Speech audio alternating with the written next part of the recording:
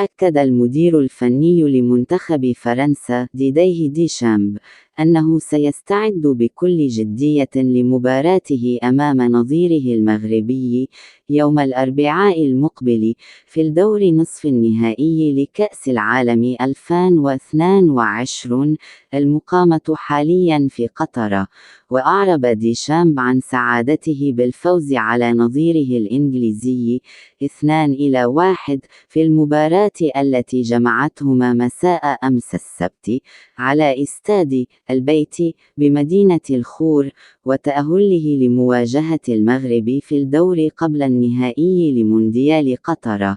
وقال ديشامب بعد الفوز على منتخب الأسود الثلاثة: كان الأمر رائعا، كانت مباراة كبيرة، لقد واجهنا فريقا إنجليزيا جيدا جدا حقا لما هم قادرون على فعله رياضيا وفنيا، لكن رد فعلنا كان حاضرا مرة أخرى.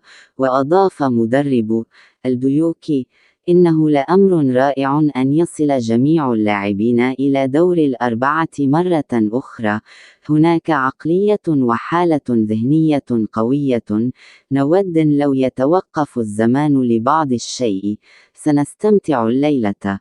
هناك جودة في هذه المجموعة، لكن هناك أيضا ذهنية وروح معنوية.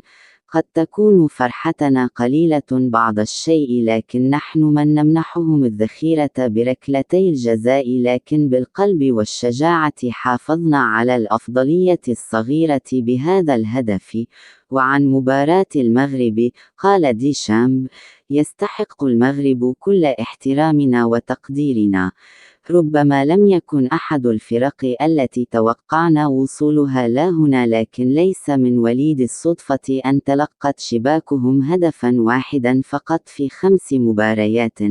سنتعامل معهم على محمل الجد. وفجر المنتخب المغربي مفاجأة كبرى بتأهله إلى الدور قبل النهائي لمونديال قطر 2022 على حساب نظيره البرتغالي إثر فوزه عليه 1-0 في المباراة التي جمعتهما مساء يوم السبت على ملعب الثمامة بالعاصمة القطرية الدوحة. وأصبح المغرب أول منتخب عربي وإفريقي في التاريخ يبلغ الدور قبل النهائي لبطولة كأس العالم لكرة القدم. وأضاف مدرب الديوك: إنه لأمر رائع أن يصل جميع اللاعبين إلى دور الأربعة مرة أخرى. هناك عقلية وحالة ذهنية قوية، نود لو يتوقف الزمان لبعض الشيء، سنستمتع الليلة. هناك جودة في هذه المجموعة، لكن هناك أيضا ذهنية وروح معنوية.